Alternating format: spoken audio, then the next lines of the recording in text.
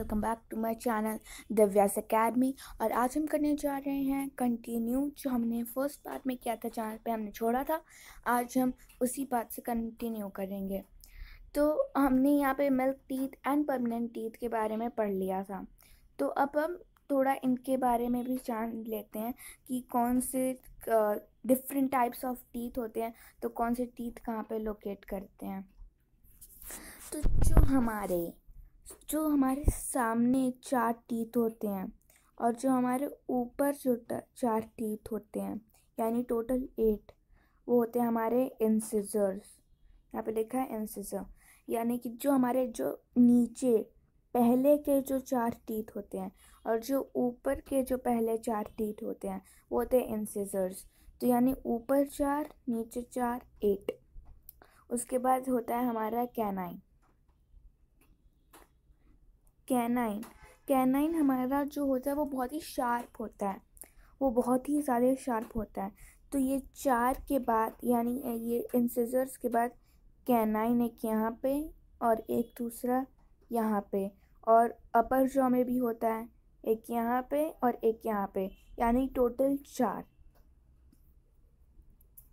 और वो पहले वाला कितने थे? 8, क्योंकि 4 नीचे 4 ऊपर, तो यानी 4 + 8 12। ठीक है। उसके बाद हमारा आता है प्रीमोलर्स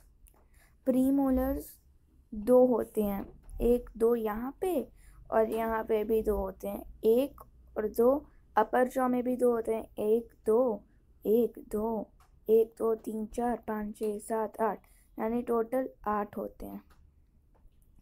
तो हमारे 12 आया था। अब 12 + 8 करते हैं। 12 + 8 हो गया हमारा 20। तो यानी अभी हमारे टोटल 20 टीथ हो गए हैं प्रीमोलर्स तक, अपर जॉ और लोअर जॉ का मिला करके। अब उसके बाद हमारे आते हैं मोलर्स। ये मोलर्स हमारे यहाँ पे 3 होते हैं, ये इधर 3 होते हैं, फिर उसके बाद से यहाँ पे भी 3 होते हैं, और फिर अपर जॉ में भी इधर 3 होते हैं, इधर 3 होते हैं। तो यानी 1 2 3 4 5 6 7 8 9 10 11 12। उसके बाद 20 + 12 वो कितना हो गया? 32। यानी कि हमारे टोटल टीथ होते हैं 32। सबको अगर हम ऐड करें तो incisors upper jaw lower jaw के, canine upper jaw lower jaw के, तो वो टोटल हो गया हमारा 32। अभी तो हमने पढ़ लिया कि टीथ के बारे में, कि हमारे टीथ के कितने टाइप्स के होते हैं।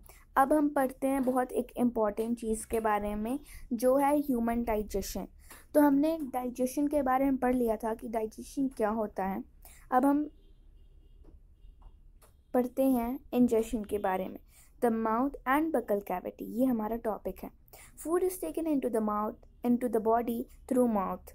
The process of taking food into the body is called ingestion.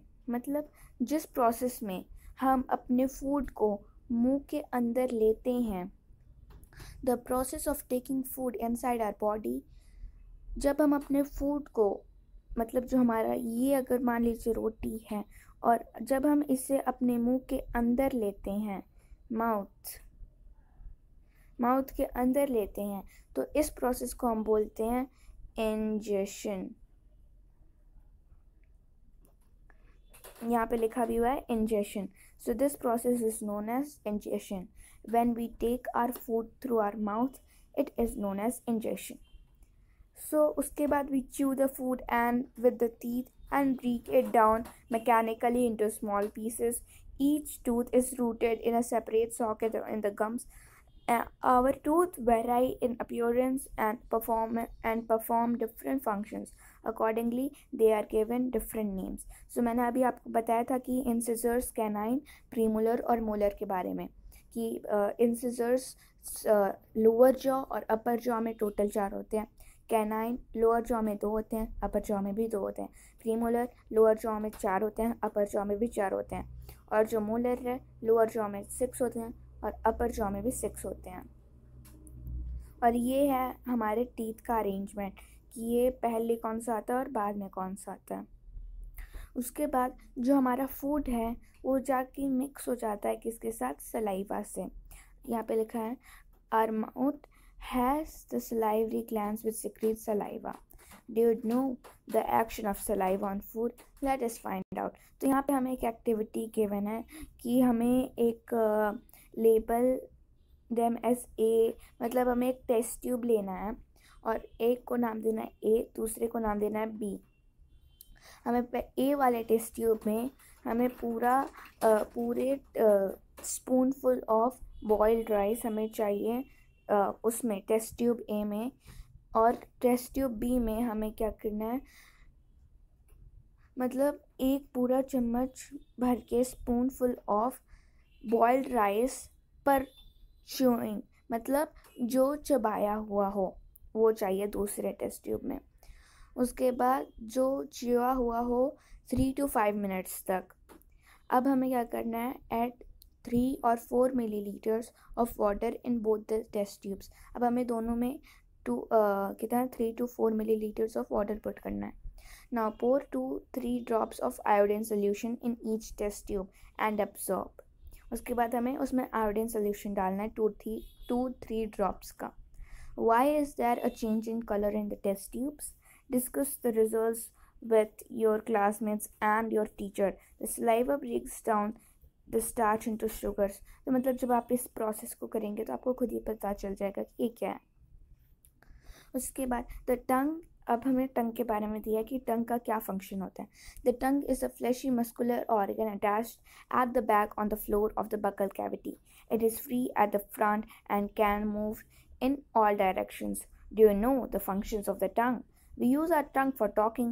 Besides, it mixes saliva with the food during chewing and helps in swallowing food.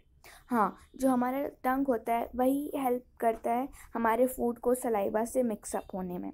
We also taste food with our tongue, मतलब हम अपने food को भी अब test करते हैं अपने टंग से.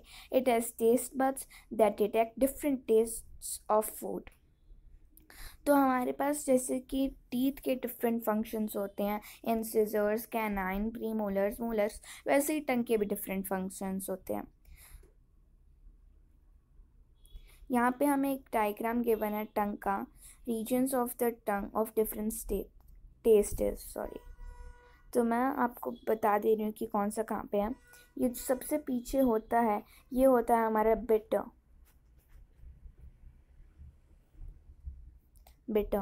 उसके बाद जो हमारे सबसे सामने होता है वो होता है हमारा sweet.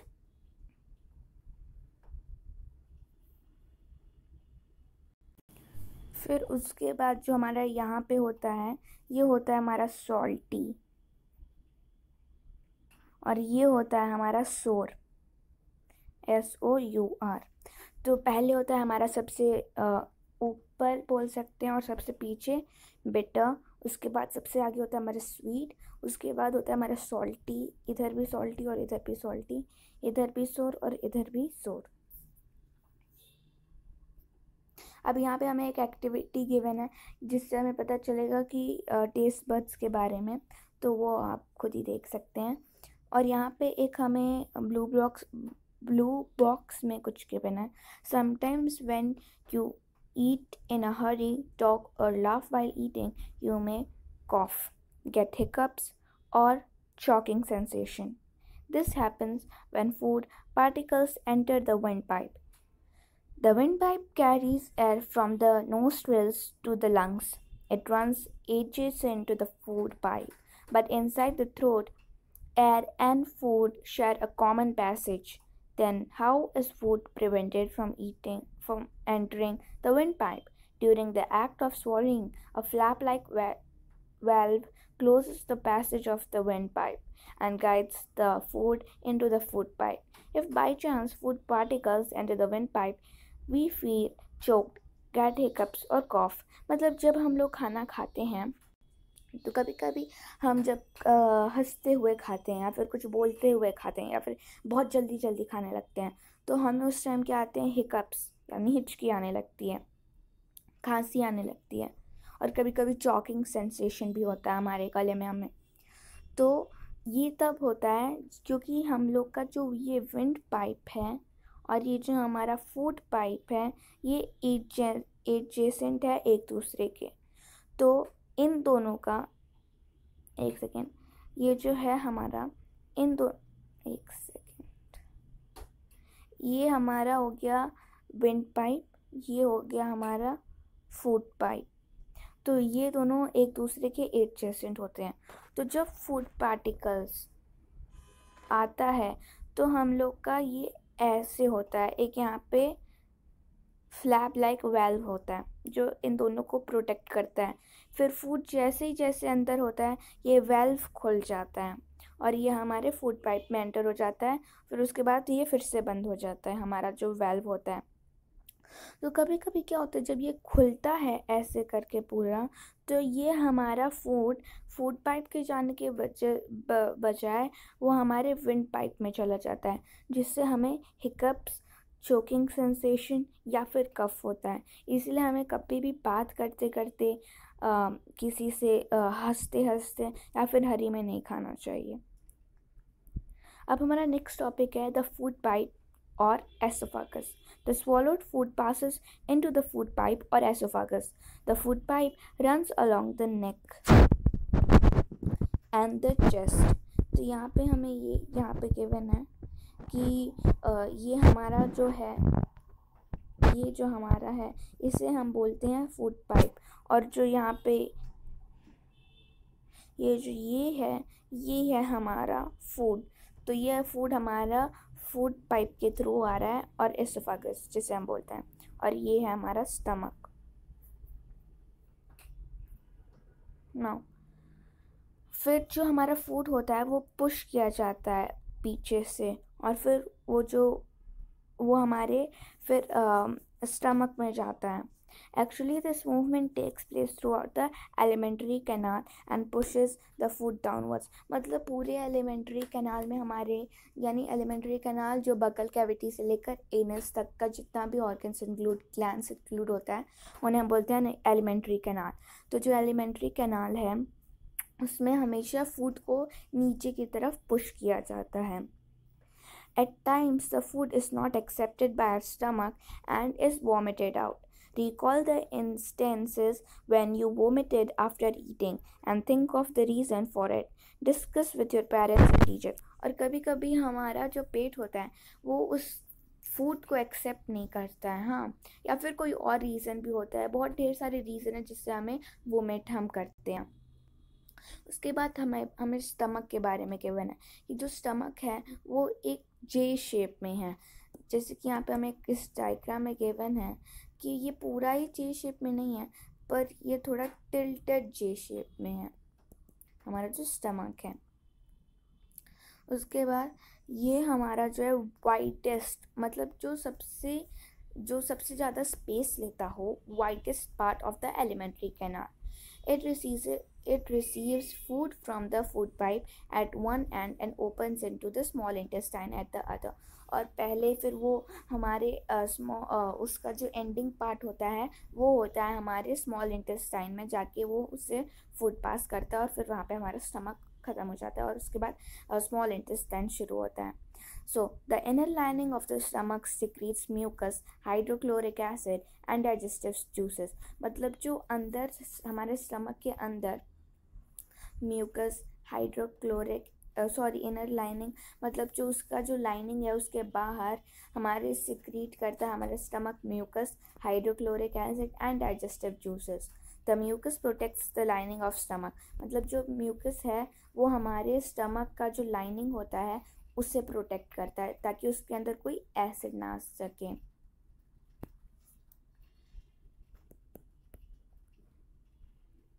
The digestive juices break down the proteins into simpler substances. और ये जो digestive juices हैं वो जो proteins होते हैं उनको simpler substance में break कर देते हैं। उसके बाद यहाँ पे हमें small intestine के बारे में गिवन है कि small intestine 7.5 meters का long होता है। ये बहुत बड़ा होता है, 7.5 meters।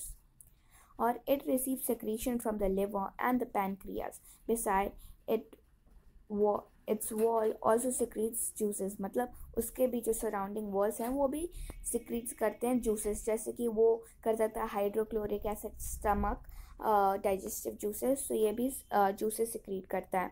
The liver is a reddish brown gland situated in the upper part of the abdomen on the right side. It is the largest gland in the body, मतलब ये हमारा जो ग्लैंड, ये सबसे लार्जेस्ट ग्लैंड है और ये secrete करता है बाइल जूस, और ये स्टोर किया जाता है गॉल ब्लैडर में. तो जो हमारा लिवर है वो सिक्रीट करता है बाइल जूस और वो स्टोर किया जाता है गॉल ब्लैडर में. The bile plays an important role in the digestion of fats, मतलब बाइल बहुत इंपॉर्टेंट रोल प्ले करता है जब हम कोई भी फैटी फूड खाते हैं. तो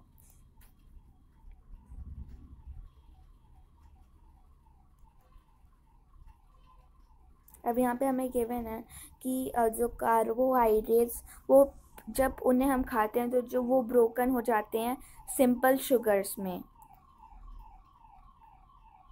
such as glucose.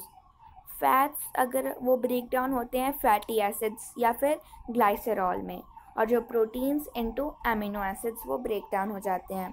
Absorption in the small intestine, मतलब हमारे फूड को कैसे हमारा स्मॉल इंटेस्टाइन अब्जॉर्व करता है. तो जो डाइजेस्टेड फूड होता है वो अब जा सकता है हमारे ब्लड वेसल्स में. वो जो स्मॉल इंटेस्टाइन है उसमें जो गुड न्यूट्रिएंट्स होते हैं वो हमारे पूरे ब्लड वेसल्स में ट्रांसफ़र करता है. तो the inner walls of the small intestine have thousands of finger like outgrowths, these are called villi. मतलब जो हमारा स्मॉल इंटेस्टाइन है उसके पास मतलब बहुत ढेर सारे फिंगर लाइक आउटग्रोथ्स होते हैं उसमें, उसे हम बोलते हैं विली. विली का सिंगुलर फॉर्म होता है villus. Can you guess what the role of villi could be in the intestine. तो मतलब अब हम देखते हैं कि इसका रोल क्या होता है इंटेस्टाइन में विलाई का. The villi increases the surface area for absorption of the digested food, मतलब जो विलाई का फंक्शन होता है increase the surface area of for absorption of the digested food. The absorbed substances are transported via the blood vessels to different organs of the body where they are used to build complex substances such as the proteins required by the body. This is called assimilation. The cell's glucose breakdown, मतलब वो जो हमारा assimilation के बारे में हम पढ़ने जा रहे हैं. absorption यानी कि जो गुड न्यूट्रिएंट्स हैं जो हमारे फूड के हैं वो स्मॉल इंटेस्टाइन पास करता है हमारे ब्लड वेसल्स में, तो उसे हम बोलते हैं absorption. अब तो जो हमारा ऑब्जॉर्ब सब्सटेंसेस हैं वो ट्रांसपोर्ट किया जाता है ब्लड वेसल्स के थ्रू डिफरेंट ऑर्गन्स में ऑफ द बॉडी. और टू बिल्ड कॉम्प्लेक्स सब्सटेंसेस, मतलब to build complex substances such as the proteins required by the body, और उसी से हम प्रोटीन्स बनाते हैं और इस प्रोसेस को हम बोलते हैं assimilation. Large intestine. The large intestine is wider and shorter than small intestine. जो large intestine है वो small intestine से छोटा होता है, वो 1.5 मीटर लेंथ बड़ा होता है. उसका जो फंक्शन होता है वो होता है कि वो फूड को अब्जॉर्व करता है and some salts from the undigested food material. तो उसके बाद वो अब्जॉर्व करता है और उसके बाद वो ट्रांसफ़र करता है अनडाइजेस्टेड फूड रेक्टम में, और रेक्टम के बाद वो the faecal matter is remove through the anus from time to time, और उसके बाद जो फेशियल मैटर होता है हमारा वो टाइम टू टाइम मतलब होता रहता है. तो इस प्रोसेस को हम बोलते हैं इजेशन. अब हमने पढ़ लिया कि ह्यूमन के डाइजेशन के बारे में. इंजेशन यानी कि the mode of taking food from through the mouth. उसके बाद डाइजेशन, जब हमारा फूड डाइजेस्ट हो जाता है complex substance to simpler substance में. उसके बाद अब्जॉर्प्शन का मतलब होता है कि जब हमारा जो गुड न्यूट्रिएंट्स है वो हमारे ब्लड वेसल्स में ट्रांसफ़र हो जाता है. और एसिमिलेशन का मतलब होता है कि जब हमारा जो गुड न्यूट्रिएंट्स है वो ट्रांसफ़र हो जाता है different organs of the body, मतलब डिफरेंट ऑर्गन्स में, ताकि वो हमारे बॉडी के लिए खुद से प्रोटीन्स वगैरह बना सके, तो उसे बोलते हैं एसिमिलेशन। और इजेशन यानी कि जब हमारा फेशियल मैटर हो जाता है तो उसे बोलते हैं इजेशन। अब हम देखेंगे डाइजेशन इन ग्रास ईटिंग एनिमल्स, मतलब जो ग्रास ईटिंग एनिमल्स होते हैं उनका डाइजेशन क्या होता है। तो हमने बहुत बार देखा है कि काउस और बफेलोस को खाते हुए वो हमेशा जब भी हम देखेंगे तो वो अपने फूड को च्यू करते रहते हैं। Actually they quickly सॉलो the grass and store it in a part of the stomach called rumen. मतलब वो जब अपना फूड खाते हैं, जैसे कि इस डायग्राम में गिवन है, वो जब अपना फूड खाते हैं तो वो जल्दी जल्दी खा लेते हैं, अपने मुंह के अंदर रख लेते हैं बिना च्यू किए, बस ऐसे घोट लेते हैं, उसे स्वॉलो कर लेते हैं और उसे अपने रूमन में स्टोर कर लेते हैं। उसके बाद जब वो फ्री होते हैं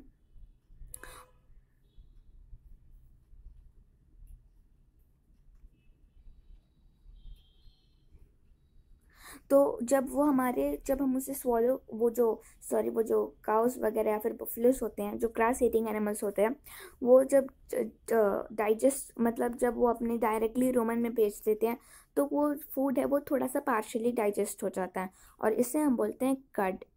But later the cud returns into the mouth in small lumps and the animal chews it। और जब वो फ्री बैठते हैं, जब वो ऐसे ज़मीन पे बैठते हैं तो वो अपने फूड को बहुत अच्छे से च्यू करते हैं। तो पहले वो क्या करते हैं कि अपने ग्रास को जल्दी जल्दी से ले लेते हैं और इतने में उनका फूड थोड़ा सा डाइजेस्ट हो जाता है और उसे बोलते हैं कट, और वो स्टोर करते हैं अपने रूमन में। और जब वो फ्री हो जाते हैं तो वो बैठ करके वापस को अपने फूड को च्यू कर लेते हैं और इस प्रोसेस को बोलते हैं रूमिनेशन। और इन सब एनिमल्स को बोलते हैं, जो एनिमल्स ऐसे फूड को खाते हैं उन्हें बोलते हैं रूमिनेंट्स। तो ये जो ग्रास जो ये खाते हैं, ये ग्रास में होता है सेल्यूलोज, ये एक टाइप ऑफ कार्बोहाइड्रेट है।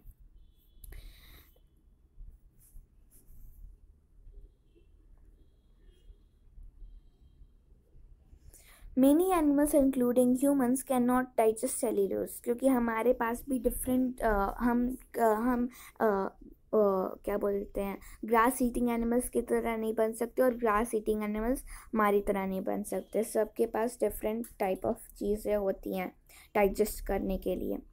Animals like horse, rabbit, etc. have a large sac-like structure called caecum between the esophagus and the small intestine। ये यहाँ पे हमें डायग्राम में भी गिवन है कि ये जो कैल्शियम होता है ये होता है हमारा स्मॉल इंटेस्टाइन, और ये हमारा होता है एसोफागस और स्मॉल इंटेस्टाइन के बीच में जो कैल्शियम होता है। The cellulose of the food is digested here, मतलब जो हमारा सेल्यूलोज होता है जो हम लेते ग्रास ईटिंग एनिमल्स जो ग्रास खाते हैं उसमें सेल्यूलोज होता है जो कार्बोहाइड्रेट होता है। तो जो सेल्यूलोज होता है वो डाइजेस्ट होता है हमारे कैल्शियम में जा कर के। So far you have learned about animals which possesses the digestive system, but there are many small organisms which do not have a mouth and digestive system. Then how do they acquire and digest food? In the section below you will learn another interesting in the way of food intake। तो यहाँ पे अब हमें बताया गया है amoeba के बारे में। अमीबा क्या होता है? अमीबा एक माइक्रोस्कोपिक एनिमल है, मतलब वो बहुत ही ज़्यादा छोटा होता है जिससे हम बस उसे माइक्रोस्कोप से देख सकते हैं। और वो एक सिंगल सेल्ड ऑर्गेनिज्म होता है जो हम फाउंड करते हैं पॉन्ड वाटर में, मतलब एक छोटा सा तालाब होता है। Amoeba has a cell membranes around a dense nucleus and many small bubble like vacuoles. यहाँ पे हमें ये डायग्राम में भी गिवन है कि ये है हमारा न्यूक्लियस। फूड वैक्यूल, जब हमारा जो अमीबा होता है जहाँ पे भी उसे फूड दिखता है वो वहाँ पे चला जाता है, और जैसा कि यहाँ पे दिख भी रहा है वो एक बहुत ही स्लाइमी सा होता है, तो वो कहीं पे भी मतलब ऐसे ऐसे चला जाता है। तो इसके आउटर कवरिंग को सूडोपोडिया कहते हैं। ये जो इसका यहाँ पे गिवन भी है, क्योंकि ये अपना मतलब बहुत इधर उधर चलता रहता है, ऐसे ऐसे करके कहीं पे भी जा सकता है ये।